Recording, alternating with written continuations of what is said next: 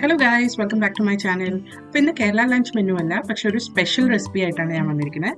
ഇന്ന് നമ്മൾ ഉണ്ടാക്കാൻ പോകുന്ന ഒരു കൂന്തൽ നിറച്ചതാണ്, അതായത് സ്റ്റഫ്ഡ് സ്ക്വിഡ്. അപ്പോൾ ഇതൊരു ഗോവൻ സ്റ്റൈൽ റെസിപ്പിയാണ്. അപ്പോൾ ഞാൻ ഇത് കണ്ടപ്പോൾ വിചാരിച്ചു ഷെയർ ചെയ്യാം, എല്ലാവർക്കും ഉണ്ടാക്കി നോക്കാമല്ലോ എന്ന് വിചാരിച്ചു. ഇത് എളുപ്പത്തിൽ ഉണ്ടാക്കാൻ പറ്റുന്ന റെസിപ്പി അല്ല, പക്ഷെ സ്റ്റെപ്സ് ഫോളോ ചെയ്യുകയാണെങ്കിൽ പെട്ടെന്ന് തന്നെ ഉണ്ടാക്കിയെടുക്കാം. അപ്പോൾ ഞാൻ സ്റ്റെപ്പ് ബൈ സ്റ്റെപ്പ് പ്രോസസ്സ് ഇവിടെ ഇട്ടിട്ടുണ്ട്. ഇതൊരു സൺഡേ ഫാമിലി ലഞ്ചിനൊക്കെ പറ്റിയ റെസിപ്പിയാണ്. അപ്പോൾ എന്തായാലും ട്രൈ ചെയ്ത് നോക്കുക. നമുക്ക് റെസിപ്പിയിലേക്ക് കിടക്കാം. അപ്പോൾ ആദ്യം നമുക്കൊരു മസാല ഉണ്ടാക്കണം. അതിനായിട്ട് ചെറിയ തീയിൽ കുറച്ച് വെളിച്ചെണ്ണ ചൂടാക്കിയിട്ട് അതിലേക്ക് നമുക്ക് ചെറിയുള്ളി അരിഞ്ഞതും ഇഞ്ചിയും വെളുത്തുള്ളിയും ഇട്ടിട്ട് ഒന്ന് വഴറ്റിയെടുക്കാം. അപ്പോൾ അതൊക്കെ ഒന്ന് ഞാൻ ആഡ് ചെയ്യട്ടെ. ഇത് ആഡ് ചെയ്തിട്ട് ഉള്ളിയുടെ കളർ മാറുന്ന വരെ, വെളുത്തുള്ളി ഇഞ്ചിയൊക്കെ പച്ചമണം വിടുന്ന വരെ നമുക്കൊന്ന് വഴറ്റിയെടുക്കാം. അത് നന്നായി വഴന്നു വരുമ്പോൾ ഇതിലേക്ക് നമ്മൾ ചിരകി വെച്ചിരിക്കുന്ന തേങ്ങ ചേർത്ത് കൊടുക്കാം. അതും ഒന്ന് നന്നായിട്ട് വഴറ്റിയെടുക്കാം. അപ്പോൾ ഇത് തേങ്ങ ഒന്ന് ഗോൾഡൻ ബ്രൗൺ ആവണ വരെ നമുക്ക് വറുത്തെടുക്കാം. അപ്പോൾ തേങ്ങ നന്നായിട്ട് വറുത്ത് വന്നിട്ടുണ്ട്. ഇനി ഞാൻ ഗ്യാസ് ഓഫ് ചെയ്തിട്ട് ഇതിലേക്ക് നമുക്ക് കുറച്ച് മസാലപ്പൊടികൾ ചേർക്കണം. ആദ്യം ചേർക്കേണ്ടത് മഞ്ഞൾപ്പൊടി. അത് കഴിഞ്ഞാൽ നമുക്ക് കുറച്ച് മുളക് പൊടി ചേർത്ത് കൊടുക്കാം. പിന്നെ ഇതിലേക്ക് ചേർക്കേണ്ടത് ഗരം മസാലപ്പൊടിയാണ്. അപ്പോൾ അതും നമുക്ക് കുറച്ച് ചേർത്ത് കൊടുക്കാം ഇതിലേക്ക്.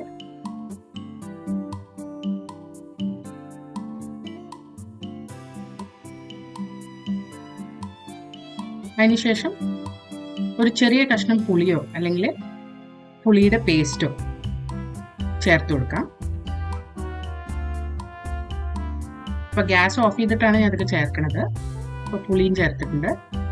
ഇനി ഇതെല്ലാം കൂടി ഒന്ന് നന്നായിട്ട് മിക്സ് ചെയ്തിട്ട് നന്നായി തണുത്തതിന് ശേഷം വെള്ളം ചേർത്ത് നന്നായി അരച്ചെടുക്കുക. ഇനി അടുത്ത സ്റ്റെപ്പ് എന്ന് പറയുന്നത് സ്റ്റഫിങ് ഉണ്ടാക്കുകയാണ്. അപ്പോൾ സ്റ്റഫിങ്ങിനായിട്ട് മീഡിയം ഫ്ലെയിമിൽ ഞാനൊരു പാൻ വെച്ചിട്ടുണ്ട്. അതിൽ വെളിച്ചെണ്ണ ചൂടാകുമ്പോൾ ചെറുതായിട്ട് അരിഞ്ഞ സവാളയും വെളുത്തുള്ളിയും കൂടെ ആഡ് ചെയ്ത് കൊടുക്കുക.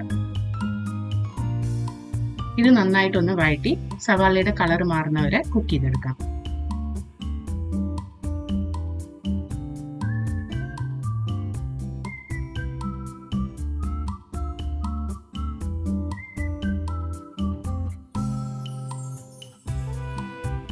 അപ്പോൾ അത് കുക്കായി വരുമ്പോൾ അതിലേക്ക് ചെറുതായിട്ട് അരിഞ്ഞ തക്കാളി ചേർത്ത് കൊടുക്കാം.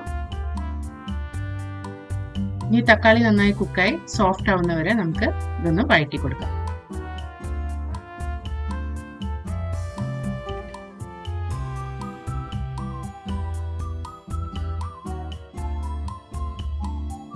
അപ്പോൾ ഇതിലേക്ക് നമുക്ക് ആവശ്യത്തിന് ഉപ്പ് ചേർക്കാം. സ്റ്റഫിങ്ങിന് ആവശ്യമുള്ള ഉപ്പും ചേർത്ത് കൊടുക്കാം. എന്നിട്ട് ഒന്നുകൂടി നന്നായിട്ട് മിക്സ് ചെയ്തെടുക്കാം.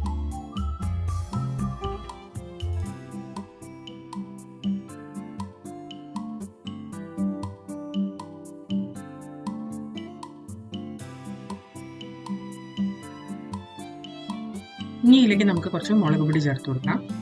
എന്നിട്ട് അതും കൂടി ഒന്ന് നന്നായിട്ട് വഴറ്റിയെടുക്കാം.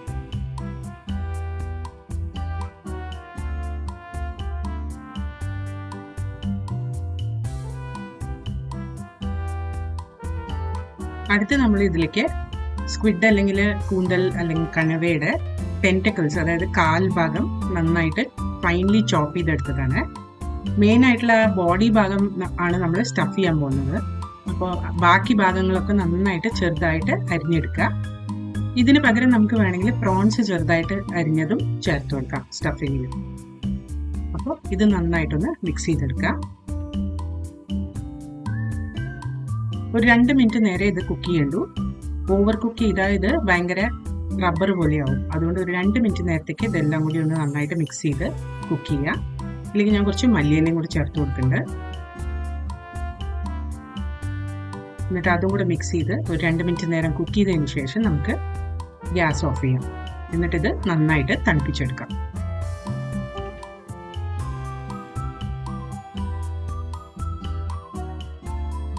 അപ്പോൾ ഞാൻ ഗ്യാസ് ഓഫ് ചെയ്തിട്ട് ഇത് നന്നായിട്ട് തണുപ്പിക്കട്ടെ. ഇനി ഇത് അസംബിൾ ചെയ്യാനുള്ള ടൈമായി. അപ്പോൾ ഞാൻ സ്ക്വിഡിൻ്റെ മെയിൻ പോർഷൻ ഇല്ലേ, അതിങ്ങനെ ക്ലീൻ ചെയ്ത് വെച്ചിട്ടുണ്ട്. ഈ മഞ്ഞ കളർ കാണുന്ന മഞ്ഞപ്പൊടി ഇട്ട് നന്നായിട്ട് കഴുകിയത് കൊണ്ടാണ്. ഇപ്പോൾ നമ്മുടെ തേങ്ങാ പേസ്റ്റ്, തേങ്ങാ മസാല ഞാൻ റെഡിയാക്കി വെച്ചിട്ടുണ്ട്. ഈ മസാലയിൽ നിന്ന് 2 ടീസ്പൂൺ മസാല നമ്മൾ നമ്മുടെ സ്റ്റഫിങ്ങിലേക്ക് ചേർത്ത് കൊടുക്കും.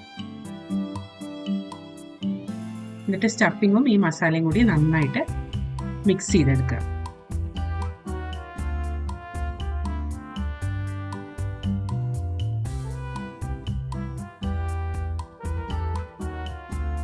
നമ്മുടെ സ്റ്റഫിങ് റെഡി ആയിട്ടുണ്ട്. ഇനി നമുക്ക് ഈ സ്ക്വിഡ് എടുത്തിട്ട് അതിൻ്റെ ഈ ക്യാവിറ്റിയിൽ ഇതിൻ്റെ അകത്തേക്ക് നമുക്ക് നമ്മുടെ സ്റ്റഫിങ് നന്നായിട്ട് നിറയ്ക്കാം. അപ്പോൾ കൈകൊണ്ട് നിറയ്ക്കായിരിക്കും ഏറ്റവും എളുപ്പം. അപ്പോൾ നന്നായിട്ട് നിറച്ചിട്ട് അകത്തേക്ക് കയറ്റി കൊടുക്കുക.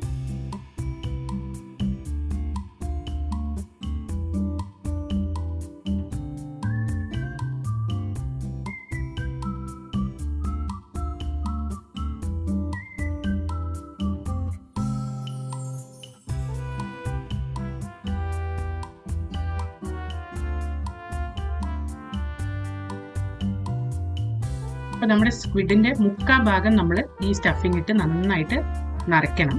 ഉള്ളിലേക്ക് പുഷ് ചെയ്ത് നിറച്ച് വെക്കണം. അപ്പോൾ ഇതേപോലെ ബാക്കി സ്ക്വിഡ്സും നമുക്കൊന്ന് നിറച്ചെടുക്കാം. അപ്പോൾ എല്ലാ സ്ക്വിഡും ഞാൻ നിറച്ചെടുത്തിട്ടുണ്ട്. ഇനി നമുക്ക് അടുത്ത സ്റ്റെപ്പിലേക്ക് മാറാം. അപ്പോൾ ഇനി ഉണ്ടാക്കേണ്ടത് കറിയാണ്. അതിനായിട്ട് ഒരു പാനിൽ കുറച്ച് വെളിച്ചെണ്ണ എടുത്തിട്ടുണ്ട്. ഇത് നന്നായിട്ടൊന്ന് എല്ലാ ഭാഗത്തേക്കും ഒന്ന് ഒഴിച്ചു കൊടുത്തിട്ട് ഈ സ്റ്റേജിൽ ഞാൻ ഗ്യാസ് കത്തിച്ചിട്ടില്ല. ഈ സ്ക്വിഡ് നമ്മൾ നിറച്ച് വെച്ചത് ഇതിലേക്ക് ലെയർ ചെയ്യാം നമുക്ക്. അപ്പോൾ താഴെ ഇങ്ങനെ വെളിച്ചെണ്ണ ഒഴിച്ചിട്ട് അതിൻ്റെ മുകളിൽ ഈ സ്ക്വിഡ് ഇങ്ങനെ വെച്ച് കൊടുക്കുക. ഇനി ഇതിൻ്റെ മുകളിലേക്ക് നമ്മുടെ തേങ്ങ വറുത്തരച്ച മസാല ലെയർ ചെയ്ത് കൊടുക്കാം.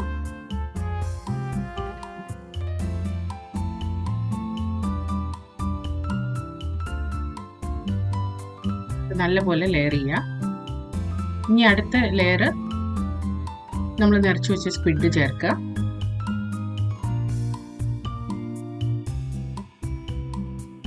അതിൻ്റെ മസാലയൊക്കെ കൂടി ചേർത്തിട്ടുണ്ട്. ഇനി ബാക്കി വന്ന കോക്കനട്ട് മസാല ഇതിൻ്റെ മുകളിൽ ചേർത്ത് കൊടുക്കുക.